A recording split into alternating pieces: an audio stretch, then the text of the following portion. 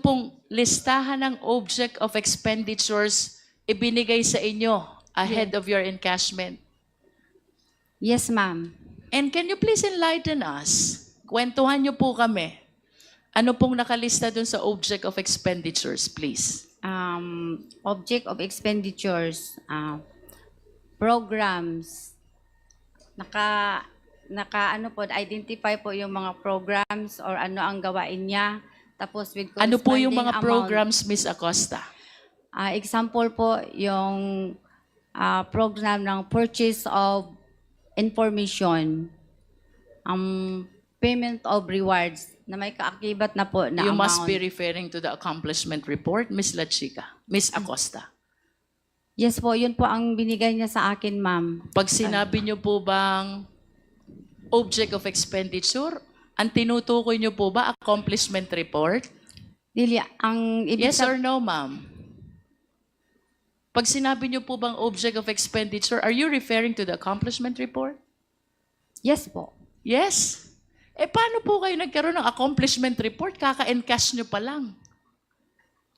Yun po ang binigay niya sa akin, ma'am. Kasi yung pong mga identified na object of expenditures, yan po ang ginagawa niya doon sa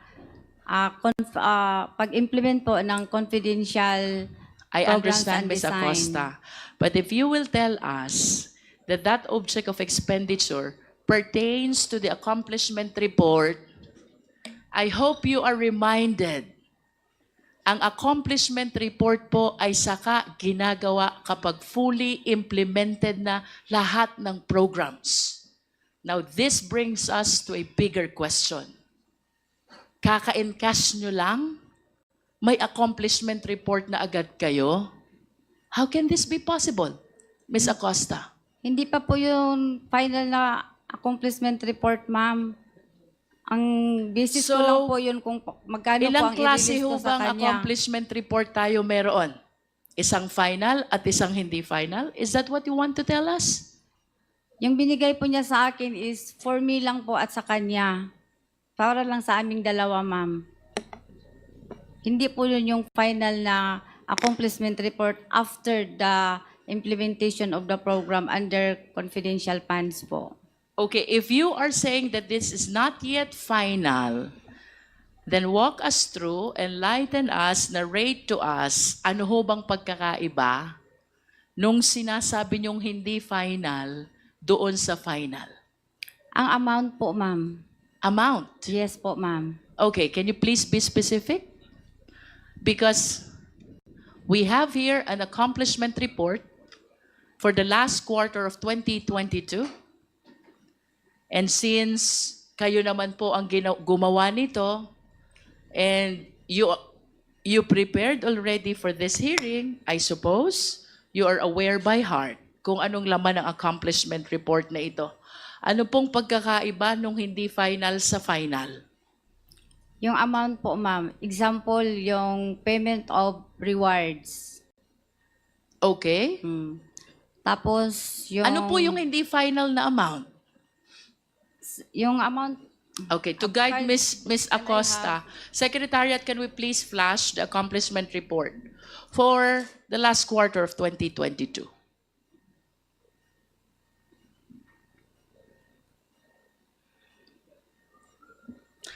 At kung may sinasabi po kayong accomplishment report na hindi final, will you be generous enough to share it with us? Wala po akong dala ngayon, ma'am. Yes, but for the next hearing, will you be willing to submit it to the committee? Yes po. Yes. Okay. Ms. Acosta, we have here the final, I suppose, because this was provided by the COA, accomplishment report for the last quarter of 2022. Ang sabi niyo po, sa amount lang kayo nagkakaiba. Yes po. Can you enlighten us? Bakit po nagkakaroon ng disparity sa amount? Kasi po, example po yung payment of rewards, ma'am.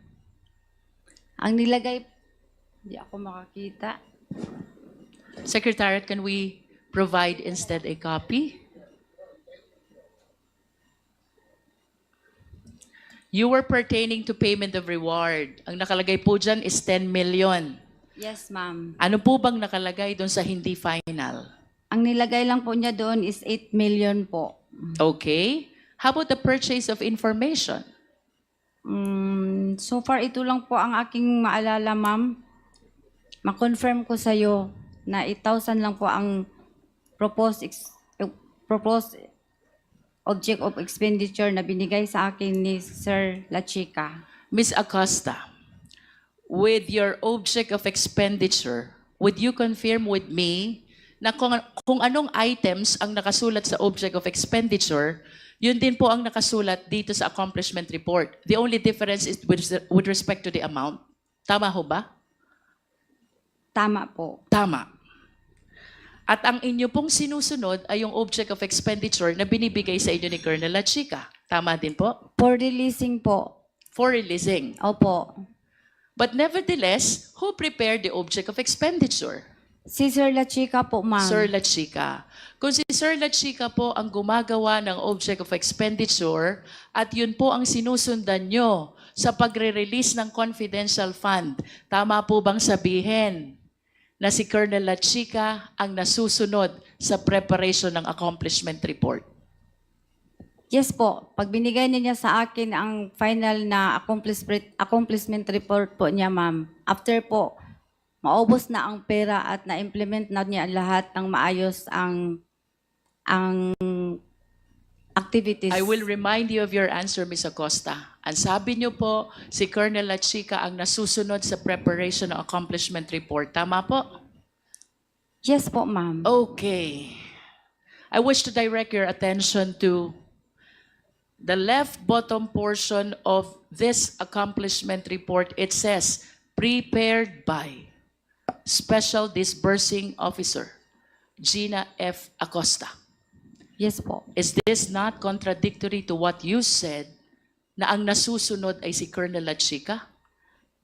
Pag final ko nito, ma'am, gibase ko po to sa binigay ni Sir La Chica na final accomplishment report. So, kinokopya ko lang po. Ibig sabihin, kayo po ay tagagawa lamang ni Colonel La Chica. Hindi naman po. So ano pong ibig sabihin nyo? Na ang sinusundan nyo ay kung anong gustong ipalagay dito sa accomplishment report, which is based on the object of expenditures provided by Colonel La Chica. Ang nilagay po niya sa object of expenditures po, ma'am, ay in connection na po sa aming prepare ng financial and physical plan po. Kasi kasama ko po siya paggawa ng financial and physical plan. Financial and physical plan. Sino po bang gumagawa ng financial and physical plan? Ang nagdradraft po, ang nag-prepare ako po at si Sir La Chica. Okay. Ano po ba ang trabaho ni Colonel La Chica? Malapit na po akong malito. Malapit ko na pong isipin ang disbursing officer ay si Colonel La Chica. Hindi po. What is the designation of Colonel La Chica, please? Siya po ang aming security officer. And a security officer? Ano ho bang trabaho ni Colonel La Chica? Is it her job to prepare the financial plan? Hindi po. Is it her job to prepare the accomplishment report? In the financial po, siya po ang magbibigay sa akin ng information or guide kung ano po ang magiging